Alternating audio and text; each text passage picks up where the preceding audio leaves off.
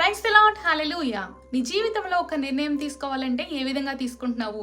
ఇతరులను అనుకరించేవాడిగా ఉన్నావా? నీకు నువ్వే సొంత నిర్ణయం తీసుకుంటున్నావా? లేదా దేవుని చిత్తాన్ని తెలుసుకోవాలని ప్రతిదినము ప్రార్థిస్తున్నావా? చాలా మంది మేము ప్రార్థిస్తున్నాము, మాకు జవాబు రావట్లేదు అంటూ ఉంటారు. అపోస్తలుడైన పౌలు గారు ఈరోజు దేవుని ఆత్మ ద్వారా నీతోనే మాట్లాడుతూ ఉన్నారు.